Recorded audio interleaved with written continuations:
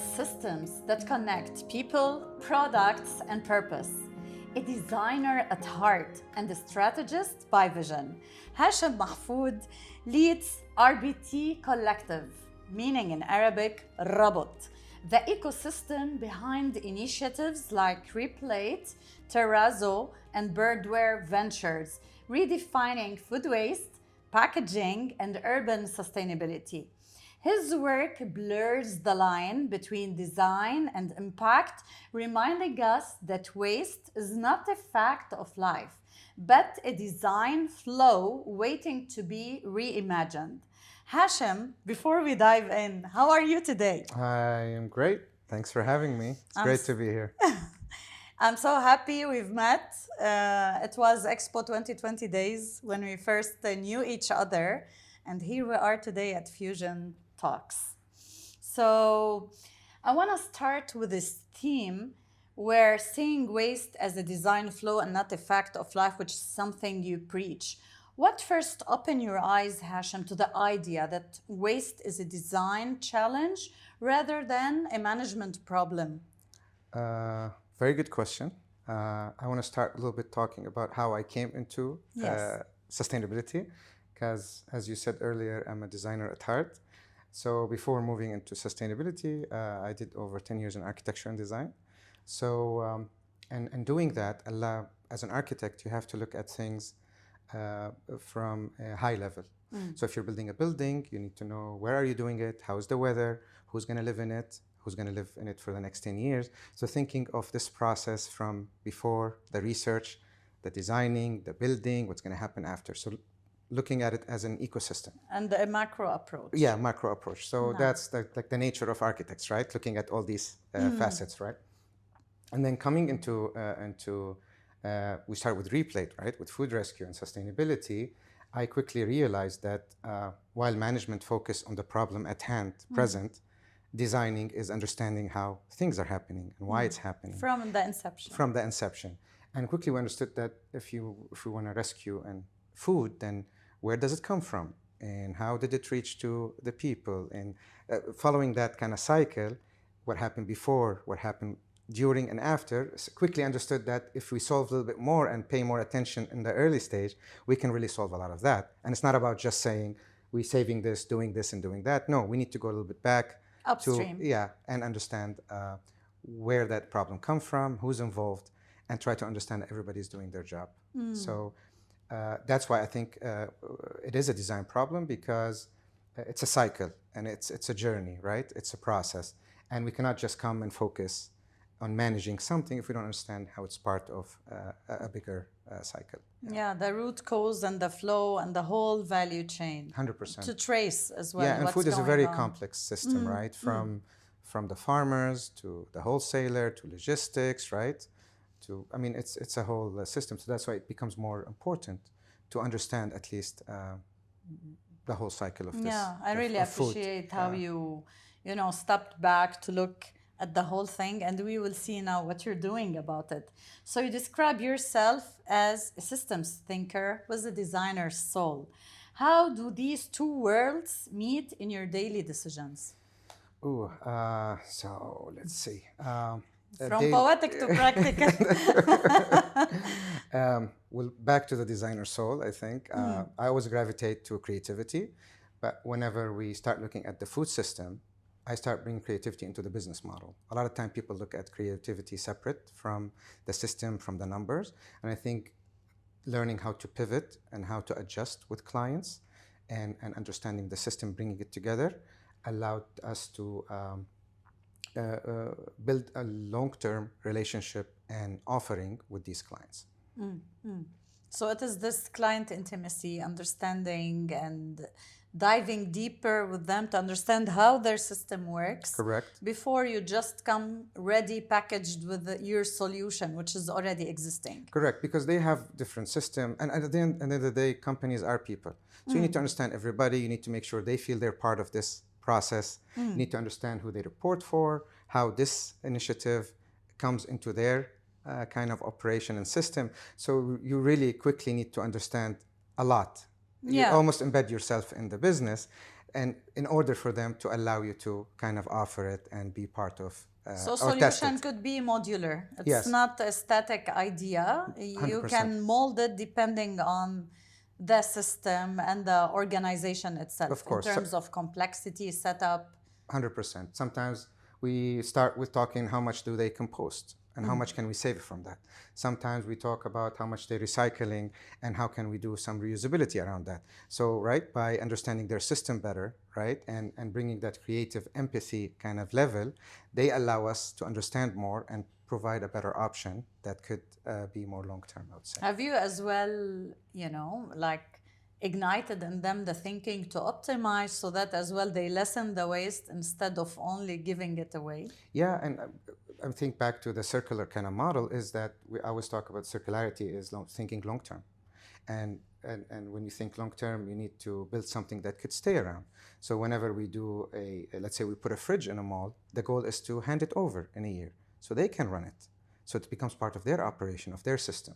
So in order to do that, we need to understand how they run their operation and bring it in a way that they can accept it. And now, in the same way they recycle and compost, they can have these fridges to rescue meals and give it to their people who are supporting that location. That's great. So how do your initiatives, Replay, Terrazzo, Birdware, connect as one living ecosystem rather than isolated projects? And maybe we can shed light what each stands for. 100%. So I think I'll start with Replate. Yes. So Replate started in San Francisco. My brother kind of ignited it in San Francisco 2016. And then 4 years ago, we were invited to Expo 2020. So that's when I moved here. That's when I got to learn. Yeah, he's like, come and let's save the world together. It's like, that sounds exciting. But when I got here, it was like, well, it's a lot of work. And then we start doing Replate. And quickly we realized that while Replate model is to pick up surplus with a advanced dashboard, this is not the only model. There's a lot of awareness we need to do here. There's a lot of incentives need to be built for people to work with us. We need policy to protect these kind of work, right? So slowly we started offering different kind of food rescue with fridges and kitchens. And that's where Terrazzo came in. Okay. Now Terrazzo is still food rescue, but instead of just doing the pickup, now we can place a fridge. Okay. No need for a pickup. The fridge is there in a mall or a campus. And it allows all the FMBs to donate and keep that food for the people supporting that location. The kitchen allows large hypermarkets to bring their surplus, and we can create meals of it and give it to people. So slowly we realized that we need to do a little bit more options and ways of food rescue. And that's how Terrazzo came in terms of food rescue. And with all that movement of food, there's a lot of plastics, right? The trays that we get from donors to the meals, or packages that we put it for the beneficiaries that need access to these meals, and realized, well, what about a better option, more sustainable packages or reusable options in these closed system malls or airports, right, where we were trying to build more circular system that could be handed over to the client, right? And then looking at this together, they sound like, you're doing a lot of things, right? But at the end of the day, it's just reducing food waste and all the plastic that comes with it. And they are all interdependent. So you want to do good, but you want as well all the enablers around it to be sustainable and eco-friendly. 100%. And we noticed the private sector they gravitate more for a white glove solution, right? Like kind of a full approach. So today it's much easier if I go and say, Replate does food rescue. They're like, okay, good, but we do composting, we do other things. How is that connected to that? Versus when we come from a kind of consultant collective approach, we're like, well, this is, what are you doing in sustainability? We can do food rescue, but let's first make sure we compost with Waste Lab and we make sure we do reusable packaging in this system, right? And if you have sometimes options that need to go to a kitchen rather than pickup, then now we have maybe a bigger toolkit. And the clients like that, right? Because one example I always talk about, every time we go with Waste Lab, one of the partners we work with. Yes, we hosted them. Amazing. Yeah, I love this session. Yeah, and we noticed that when we go to, a lot of clients think we do the same thing. We deal with food waste. But now working together, it made it easier for clients to understand how we complement each other. Exactly. Whatever we cannot save, they properly compost, right? So coming together have a lot of value, right? And I think me shifting from replate to a more collective, still you doing replate, but I saw quickly the need to, from an awareness level, for clients to understand what we do, they need to understand how we fit in the sustainability kind of ecosystem, which is still fairly young here in I love in it UAE. how everything is stitched and you empower each other. You have an extra vein to deliver to composting or as well to support people who are in need of those meals. But to really demystify it, can you give me like one example, be it ex-retailer or hotel, how things, start from the first call and how it's channeled and then through the ventures? Yes, of course. So I'll give you one example. I think with replate, I think one example would be usually we will sit with a client, let's say a hypermarket, and then they need help with food waste reduction. Okay. So we start talking to them and we understand that, let's say, they have a lot of surplus from a certain kind. Then one option is we say we can take that surplus, bring it to the kitchen. It's cooked meals or foods and No, it could be fruits irregular and shaped veggies vegetable or fruits. It could be near expiry item. No. It could be a lot of bread and obviously bakery items, fruits and vegetable near expiry product that usually because of their freshness and quality, they will dispose a little bit couple days before their expiry date. So we bring that back to the kitchen where the magic happens at Terrazzo Kitchen, and let's say we get bread from Carrefour, we get cheese from Marks Spencer, and let's say, right, and then now you can make a sandwich. Okay. So not only you rescue, You repurpose. and we bring it. Awesome. We upcycle it in a way. We add more value. A bread by itself is very hard to deal with, or the cheese, but when it's together, now let's say It's a sandwich, right? it's a snack. Now no value that was going to trash now worth 10 dirhams or 5 dirhams. Yeah. Right. So which will start like allowing to build some circular kind of approach where now the client is interested to see maybe later they get part of these sales, right? And now we're able to provide a lower cost, more nutritious, diverse options for especially the blue collars, for example, right? So this is how these pilots... So those options are, they end up in the fridge or they are delivered in a different So it depends fashion? on the client. Some clients, Yes. they say, please put one fridge in our labor camp. Yes. So imagine their surplus from their location goes to their labor camps. That's supported. Some other options with the meals will go directly to whoever is in need, whether a different site, labor camp, sometimes with an expo site because it's huge, right? The goal is not to reach the landfill. And we reach out to the closest and fastest beneficiary, right, to give them these meals. So you extend the life of the product while preserving quality and ensuring food safety. 100%. I think another quick example could be good is, and shout out to Tala from Philanthropy Department at Dubai Holding, is we did with Waste Lab a pilot with them earlier this year. Okay. And the pilot was to put multiple fridges at multiple malls. So we have 5 fridges in 5 malls. And the idea was how can we reduce food waste and enhance welfare of the people supporting that location. We place these fridges in the break room or welfare room in these malls, and every time we onboard restaurant and give them sustainable packaging to donate end of the day that surplus pre-packed sandwiches, surplus meals from Sushi Samba to Monoprix to different F&Bs, Wow. right? And then they place it in these fridges end of the day, and within 1 hour all the meals are gone. And within 6 months, we were able to rescue over 20,000 meals. Wow. In just 3-4 And malls. I love the concept of welfare section in the mall. Of course. I think it needs more marketing or promotion 100%. just for the right people who might go know as well they can be satisfied, nourished, and from such specific locations. 100%. And remember, these blue collars who, right, with like low income, for them, even though if they have access to food, now they have a better quality food. Variety. Yeah, and then they can options. save some money to support their families Exactly. back, right? Exactly. And they feel seen, I think, right? They Included. feel included. Like this, now they can try a donut from this shop, and now before they leave back in a 2-hour ride, now there is like this sweet treat coming from a restaurant that was destined, Simple pleasure. was destined to be in the landfill with no value. Or could with be a craving and not 100%. fulfilled. Yeah, and I always like to talk about like being seen, dignifying the surplus, language around surplus. It's not food waste. It's surplus. Yes. Right. It has different attributes, but how we deal with it. And I think that bringing back creativity and into, well, instead of taking the bread and giving it to somebody, well, let's put some other items and create a meal, right? And I think terrazzo kitchen come from the terrazzo stone, which is bringing different type of leftover stones and putting it together. Is it a cloud kitchen, terrazzo kitchen? Well, now it's a cloud kitchen, and I think very soon, and maybe this is an opportunity to talk about, we're going to open a cafe where it can serve that meals and create activations around explaining how the food rescue happens and the different ways of doing it. I love the idea and coming to life. Thank you. So maybe we tried to move already from the concept to collective, because I'm so excited, you know, the examples are core to your storytelling.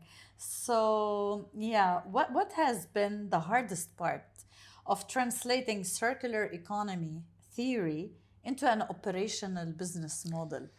I think patience. I think for me, when we talk circular economy, it means that we need to build something that would last, right? It's circular. It's a lot of component. It needs to keep going. Closing the loop, so and it's by keep default, going. It's not a one-time thing. Yeah. It's not short-term. So when you talk long-term, that means we need to explain more. We need to build better foundation. And more players. Right, and more players, more details. We're trying to explain not only what we're doing, we're explaining why this could last with you and why you need to invest to build this. And how we can do it together. How we can do it together. So I think patience from the client or the people we work with is patience and awareness. Because one way is to say, hey, we're going to do a quick Ramadan campaign. You're going to get that report and you're going to talk about it and everybody's going to be happy. Versus when instead of spending X amount, why don't we put a fridge and test how that would keep bringing 10 times the impact, the KPIs. Something like a baby that you can grow and customize it to your operation. Not a one-time off. Not a one-time due off. to an Not occasion, short-term, it's a long-term, right? Calendar day, international day. And if you think about it, instead of every year spending X on your Ramadan campaign, now it's running all year. Yeah. And you can tell stories. Lasting impact. And you can bring everybody. We can tell the stories of the beneficiary and how it's changed their life, right? And you can tell the stories about the F&Bs who are part of this, of the community in that mall. So imagine this ripple effect of, by putting something small, how slowly, right? Like how food brings us all together. Social impact, economic impact, and relationships, environmental right? impact. And so it's really very powerful and magical to kind of like put a seed and wait slowly to grow. So that's tough to convince somebody to I think grow something versus to buy directly, right? And get the fruit. I believe when they start to see the proof of concept, yes, and the results, this is alone encouraging. What's tough about explaining circularity is like explaining you have to wait for the seed to become a tree, but it's very rewarding versus saying here's 2 kilos of fruit, right? That's much quicker impact. You see it, right? Versus circular economy, we're trying to build something that lasts. Yeah. We're trying to build an infrastructure that a lot of things will come in to grow, and we're gonna, right, like get all that benefits later for all the community. And I think that patience and understanding is very challenging when trying to build it or explain it with clients. Yeah. And this is the heart of resilience. Entrepreneurship. I love that word every time. Yeah. I mean, how much resilience can I do? Can we buy resilience? Can I fill more? No more. But I think no your passion fuels it. So honestly, yeah, that's what I guess keep us going. Exactly. Keep the fight going, I guess. Yeah. And the work with the believers who as well can keep us, dreaming about this lasting impact. So Hachem, true circularity demands collaboration. And here we're talking, about the power of all. Coming together, what kind of partnerships work and which ones fail fast? I think what works, and we mentioned earlier how we, for example, I always bring Waste Lab because we work very closely, and from how we complement each other to how we set examples. But I think what works is having a shared vision, having good shared intentions. And values. Wanting to make a change, want things to work, not just to look good. We want things to work. And not temporary. We want results, right? Yeah, we want to. And I think a relationship that built on trust, transparency, and I think like we shared values and vision, I think are the ones that can last and grow. And it's very powerful. And yeah, as I said, we have multiple examples of these. And it's not just working with other startups. I think with clients, a lot of time we start a pilot for 3-4 months with Eldar in Yasmine. The fridge been there for 2.5 years now, doing the work that we do from Donation Carrefour. So like, it's very important to build this relationship, and coming together and being a little bit vulnerable and understanding and listening are very important in making these relationships. And if you don't do any of this and it's just a short-term benefit, it's very hard to build a relationship. Will not be able to thrive. We're not contractors, right? It's not about the lowest price. And our work is not this, because you will not last one day if it's about the lowest price. Yeah. Yeah, it's much different. Yeah, it's spot on. And as a visionary leading across multiple fronts, how do you balance creativity with discipline? Yeah, it's always a challenge because, coming up since I was a kid with, wanting to design and build and kind of be on the creative, let's say, side of things. And suddenly moving into sustainability, which is all about purpose and about right? You need to have patience and grit to explain and not give up. It was pretty challenging, but slowly I was able to channel the creativity into, I think, changing business model, pivoting, trying different things, and always trying to make, I think, things work. Like leap of faith. It's okay. The money's not enough. We'll figure it out. We'll extend later. It doesn't work, safety. It's okay. We'll talk to somebody. Adaptability. You have to adapt, to be agile. Yeah. Really, very agile, and not just in the business model, in how you deal with people, because there's a lot of external factors, right? And creativity, it's at the heart of agility, because you need to reinvent things. Yeah, and see things differently. differently. To be able to cruise. Yes, and that helped me, I think, in understanding clients better, in pivoting and providing different modes of food rescue, and I think grow, right, and learn more, I would say. Yeah. And all of this is great, but as well, the financing side is key for those collaborations as well to continue, for the ideas to see the light, because in the end, there is a cost to do things. So beyond metrics, how do you personally define and measure impact? I always, I think, go back to the why. I think why we're doing this. I think this is the easiest one to, for me, define impact. I think change, one of them is growth. So sometimes it might be not the best pilot, it might be not the highest KPIs, but I think the next pilot is much better, right? I think the growth and learning is learning curve. Yeah, is very important. I think the things that you cannot put on paper or in numbers are very important. And priceless. Priceless, because I think it defines who you are and it allows you to grow in a different way and see things in a different way. But I would say growth, learning, and I think feeling part of something bigger than yourself, right? Yeah. I think these are very important. The whole discovery and exploration of clients, of models, of what works, what doesn't work, and how you're customizing your solution to various customers. 100%. And to add to that, I would say like the people around you, right? Whether the people who are working with us to do this, the team, the people who are affecting the beneficiaries, the people at the businesses that now they learn something new and they're excited that in some capacity they can be part of this. Like I see it with clients, like it's great, like there's something like this happening here. Like there's people downstairs getting meals every day, right? Something that was going to landfills, for example. I think even from a client side, because businesses are people, so they feel that way. So I think it's always about the people, right? In different kind of parts of this journey. Decision making, dreaming, designing, creating. Yes, 100%. Changing lives is very important, I think, in different ways. You're impacting the community. It's not just specific slice. So let's tap into the finance. What role do you see for green finance or philanthropic capital in scaling initiatives like yours? I think it's fundamental. It's crucial. At the end of the day, I would say saving food costs more than making it sometimes. So what we're doing is not easy. It's complex. It needs people. It needs technology. It's a business. It's not a charity, right? And I think this is very important to change the mindset.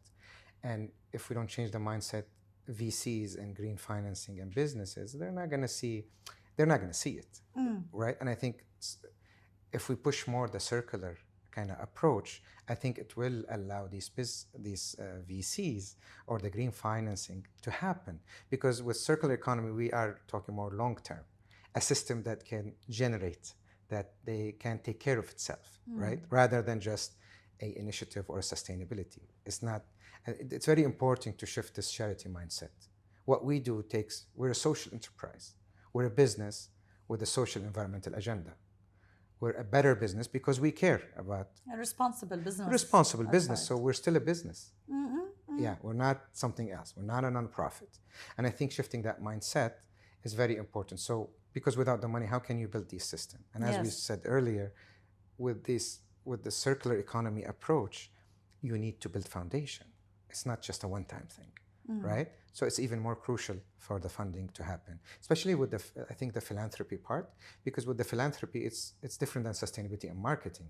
With philanthropy, they want to put the money in a system and embed it and let it grow with the company, right? Like we did in Dubai Holding. Now the fridges are handed over and with very minimal support from us. And I think that kind of thinking allowed to become sustainable business model. Yes, but so at first you need to try. 100% You need to water this concept so they can see it until it grows. The pilots are very important, right? And pilots need funding, so they can show the potential and allow every year more funding to happen through, because I think the percentage now is very low to support these. No. And I think to be for us, for startups like us to be on the map, we need to push more for circular and to come together to create these systems that could, a little bit from here, a little bit from here, where that's a business now, and they can see and support more to allow us to grow, right? So it's a fundamental. To see it, to develop, to grow, to get the results, and the results will help to keep this circle ongoing. Yeah, and because sustainability needs to be financially sustainable, to scale, to grow, to become a real business, so they can put money in it. Exactly. So, but without, it's not going to happen. I mean, there's no free lunch, right? Even with our work, I feel even you need more push because it has a lot of awareness level. You are testing some new grounds. So I would say you need even more funding. Courage and to help you get going. 100%, yeah. Entities like Ma'an, Na'ma, Majra are supporting social innovation. I guess you've been connected with some. So what real gaps remain in this ecosystem that we still need to fill together? Of course. First, shout out for all these organizations. We're certified by a few of them. We have partnership with them. And look, they're also very important because no matter how much we talk tech, AI, scale, and business, it's awareness and it's shifting mindset, right? And they're putting a lot of efforts to do this, to build awareness, to do these, to support these initiatives. But I would say maybe it's been taking too long in the awareness, I would say, talking about it. And I think big part now, I would say a gap is back to action, to the funding, green funding. How can they pull the private sector and say, well, here is a few startups, do pilots with them, right? Yeah. Because today, all they need to do is they want to support. And we are, I would say, the startup, the sustainability ecosystem is pretty developed today here. If somebody comes and say, I want a KPI of 100,000 meal over 12 months with this much CO2 diversion, let's say, or landfill diversion rate, I'll say, support a kitchen for a year. Put 10 fridges in 10 malls across UAE, and we will deliver. Usually businesses will hire people to go find us, to prepare, work with us, and build us. It's all here. Just come. The solution is there. It's here. It's about pairing and matching the opportunity with who's seeking it. 100%. And as well, you have metrics. It's not just talking. And these entities, they have already the connection. And these private sector want to be part of these, let's say, clusters or,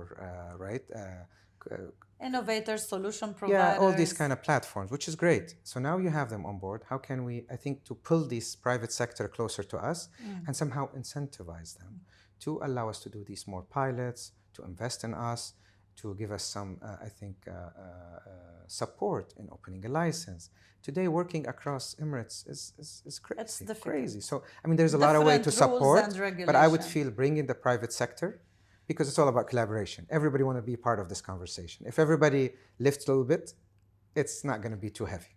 right? And I think that's really, for me, I feel Shouldering, yeah. the core of the collective is how can we facilitate and grow, right? And nurture these, whether between us as a startup, between our clientele, between like doing, like talking about this, for example, with you guys today here. It's amazing. It's very important. One comment we always get is we don't know about you. Nobody knows about us. I mean, we have rescued over 500,000 meal. We know exactly how we did it over the last 4 years. Some people don't know what we do, right? People that should know what we do, right? So we're so busy getting things done that we forget to talk about what we do. And it's great to be here to talk and highlight to talk about that these things who exist. you are, what do you do, why we do it, and why we need each other. 100%. And to reinforce that for every challenge, there are already providers in the marketplace, and they need a chance to show you that they know the way and they already worked with others, but it maybe needs more amplification. 100%. So I think awareness is still key and the cornerstone. And I liked when you mentioned incentivizing. So usually we say to incentivize consumers or shoppers or people to adopt this lifestyle in being more sustainable and more conscious. But is the private sector in need of being incentivized to do this? Yes, because I mean, it's always about the bottom line for them in general, right? Okay. So yes, you can always talk about, I would call it the cherry on the top, it's the sustainability part. But at the end of the day, there's the whole cake. For them, it's business, operation.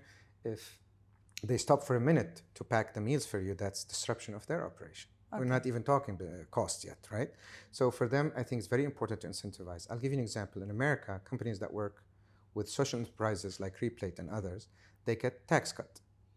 Okay, right? So you mean the government to subsidize so or for every, let's say, the, for every $1,000, let's say they pay, let's say there's an incentive that comes back in taxes. Okay. Well, maybe there's something here where they get discount on their taxes for their warehouses, on their DWA bill. Which is not yet Of course, and I think this stuff like this are coming. But it's always like it's the carrot or the stick. So it's always good to start with the carrot. And I think what's beautiful about UAE is always they listen, they work closely with the private sector, nobody surprise nobody, right? And I think the carrot, let's say in this metaphor, would be great. Like maybe if you show us a year of working with X company, there is something that would happen that is important to you. That we cannot do or say, right?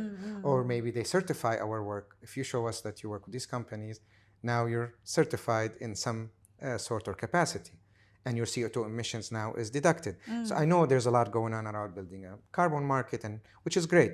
But again, we need to come back to smaller, closer. Instead of only, having law enforcement when it comes to certain emissions. Yes. We need as well the incentives 100%. so that there's the pull as well that gravitates companies to do more good and feeling, yes, it's not at 100% investment, it is appreciated by the government. So I think the incentives show appreciation, which can be translated in other monetary It doesn't have benefits. to always to be monetary, back to your point, 100%. But you need to be genuine about it as well and consistent. Like we don't want to just do it a part of the year, or we just don't want to do it in a very specific way. Like there is a clear way of how you're incentivized, and it doesn't have to be always monetary, right? It could be multiple ways. The other 100%. Yeah. Superb. So the human behind the mission. There is always pain before we win, and that's a long trajectory. Every founder faces friction before the traction. What was your most defining challenge, and what did it teach you? Ooh, challenges. Yeah, I think we spoke about this a little bit earlier. I think resilience, patience. I don't remember the term, but they always say not the equivalent cost, but the opportunity cost. Very good. I think the challenge always is you're fighting so much and working for less for a very big drive, value, cause. And at the same time, for let's say half of that amount, you can be doing X, right? I think that opportunity cost is very hard, and that's always around, right? So coming back to the why helps, right? Purpose, your purpose. Purpose, like why I'm doing this, why I decided to. So I start with 6 months at Expo as a contract just to try working in food rescue and sustainability.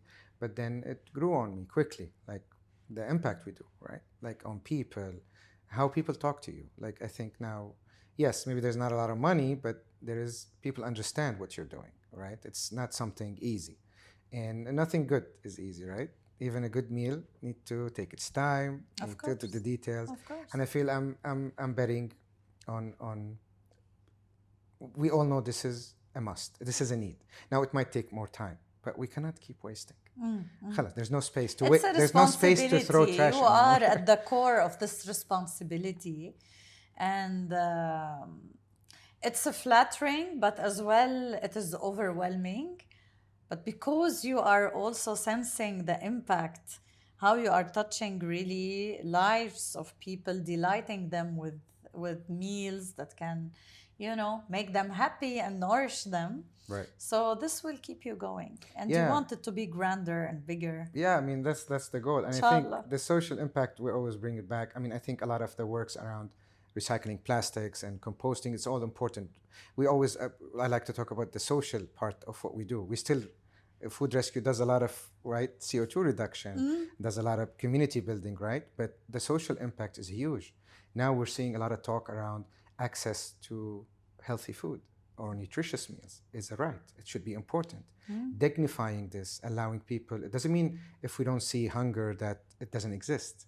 Hunger could be, or food insecurity is part of not getting the right nutrition, the right meals, right? Yeah. We have over 2.2 million blue collar in UAE who spend probably, whether companies spend on them or they spend, is 300, 400 dirham a month. They don't get to eat very good food and then don't even use it, right? So I think access to food, enhancing welfare, like you said earlier, right? Like how can we improve the welfare of the people supporting, right? Building, right? I think it's very important. And I think this is one of the things that I always come back to. And I think being part of something bigger, and I think you talked earlier also about the discovery. We're always iterating, we're always changing. I don't take no for an answer.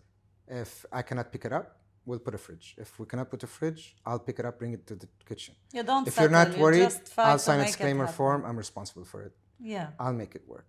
Because if something goes wrong, I think the intentions are good. We can talk to people and we'll figure it out. There's always a way, a possibility. Especially here in the UAE, I think they're very supportive of the kind of work we do. They're pushing these huge agendas to reduce food waste, right, by 50%, to reduce CO2. This is the year of community. What's more important than and 2 years of sustainability? And 2 years of sustainability. So let's keep and we'll keep counting. It's not going to stop today. And we all know it's just going to get more important and more vital to focus on this. Exactly. As long as, anyways, there's the ultimate vision of sustainable cities, sustainable living. This is at the foundation. 100%, yeah. Needless to mention the happiness and the tolerance. All this. And the UAE. So I think it is all built and cementing the idea. It's part of that, right? Like when we talk about the happiness ministry or the right on all this good stuff. And these comes for people to have more sustainable lifestyle. Exactly. To live in sustainable cities. And that's why I like back to all this circular kind of economy and circular cities and smart cities is all about to try to allow everybody to have access to decent living. صح. What keeps you grounded when purpose feels heavy and progress sometimes feels slow? I don't know, say hope maybe. I think hope and your values. بيقولوا بالعربي إذا خليت خربت يعني as there is always. I think fighting for that 1% is it's a high value, I would say, right? Like that there is a way for this to work, right? That coming together will help, right? Like starting doing one thing, then working with others, now creating collective, now working closer with other entities. Like I think coming together and the hope of we will get to what we want by keep going basically. وهذا الربط. نربط بعض. So whenever we feel down, somebody there. That's interlinked. I think also I want to talk about a little bit celebrating small wins. I feel it gets heavy. You start questioning opportunity cost, why I'm doing this. Like, it's a daily struggle, honestly. Like, I cannot tell you how challenging it can get. But I think back to the people, like by creating that collective, that allowed us to get closer to other people in the ecosystem, right? Share their stories, understand their challenges, and being together part of this with the people around you, right? I think that what gives me hope. It gives you serenity. Yeah, it brings me back because like it grounds me, right? And keep that hope, that light at the end of the tunnel. Yani, it's dimming, but it's there. So keep celebrating those small wins because we have to remain realistic. 100%. It's beautiful to have a moonshot, but we need to be realistic to stay motivated. Yeah. And that is the power of we. So uplifting each other. Yes. And finding meaning and the rebirth of meaning in every initiative we do. Right. If it succeeds, that's wonderful. Otherwise, we're learning. And this is the mindset we all need as founders. 100%. Like that, we always talk about, and I think the journey, the destination. I always talk about the people, right? And the company. The company. Who's with you, right? Yes. Yes, sure. We want to get somewhere. It might take a long time. The like-minded. That's right. We know it's going to take a while to get where we want. So we want to enjoy the journey, but it's about the company. Who's there with you? Who's supporting? Who's allowing you to do the work? Giving you the advice. Who's from every angle, right? Not to be delusional. Yes, it's super. Without the good company, there's no journey. صح. No joy. Yeah, 100%. صح.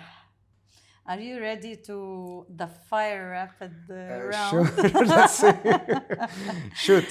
Try in one word. Okay, let's see. To Hachem, impact is? To Hachem, impact is continuity. Leadership is? Listening. Collaboration feels like? Magic. The world needs more? Kindness, of course. Ay wallah. Your daily non-negotiable? A good meal. I cannot work with food, With and I'm not gonna have a quick sandwich in the car. I need a proper meal. Waste equals? Opportunity. Circularity in one word? Is leaving it better than you found it. Legacy means? I think being remembered in a good way. Yeah. صح. Hachem, thank you You're for welcome. showing us that sustainability is not, a distant ideal. It's a design decision that we make every day. And you remind us that when systems, they become circular, purpose becomes shared.